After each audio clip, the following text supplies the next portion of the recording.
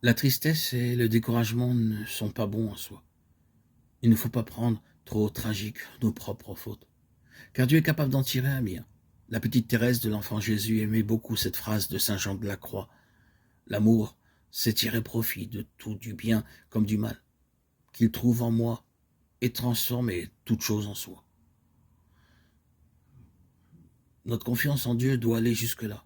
Croire qu'il est assez bon et assez puissant pour tirer un profit de tout, y compris de nos fautes et de nos infidélités. Quand il cite la phrase de saint Paul, « Tout concourt au bien de ceux qui aiment Dieu », saint Augustin ajoute, « Etiam peccata », même le péché. Bien sûr, nous devons lutter énergiquement contre le péché et nous corriger de nos imperfections. Dieu vomit les tièdes et rien ne refroidit tant l'amour que la résignation à une certaine médiocrité. Cette résignation est d'ailleurs un manque de confiance en Dieu et en sa capacité de nous sanctifier. Nous devons aussi, quand nous avons été cause de quelque mal, essayer de le réparer dans la mesure où cela est possible. Mais nous ne devons pas nous désoler excessivement de nos fautes. Car Dieu, une fois que nous retournons à lui avec un cœur repenti, est capable d'en faire jaillir un bien. Ne serait-ce que nous faire grandir dans l'humilité, nous apprendre à mettre un peu moins notre confiance dans nos propres forces et un peu plus en lui seul. Si grande est la miséricorde du Seigneur qu'il utilise nos fautes à notre avantage. Le Seigneur, dans sa clémence, a voulu retourner nos péchés contre eux-mêmes et pour nous. Il a trouvé le moyen de nous les rendre utiles, de les convertir entre nos mains en instruments de salut. Que ceci ne diminue en rien notre crainte de péché, ni notre douleur d'avoir péché.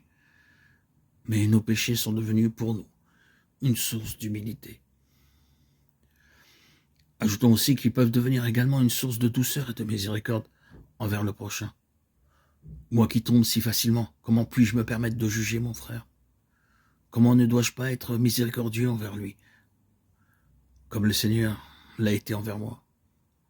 Après une faute, quelle qu'elle soit, au lieu de rester indéfiniment repliés sur nous-mêmes dans le découragement et d'en ressasser le souvenir, nous devons revenir tout de suite à Dieu avec confiance et même le remercier du bien que sa miséricorde sera capable de tirer de cette faute. Nous devons savoir que l'une des armes que le démon utilise le plus communément pour nous empêcher de cheminer, empêcher le cheminement des âmes vers Dieu, est précisément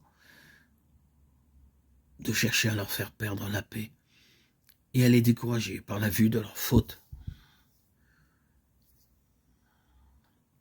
Soyons donc vigilants et veillons, ne cédons pas au découragement et à l'orgueil qui nous fait tomber encore plus bas. Nous sommes des pécheurs. Et reconnaître que nous le sommes, c'est déjà une preuve d'humilité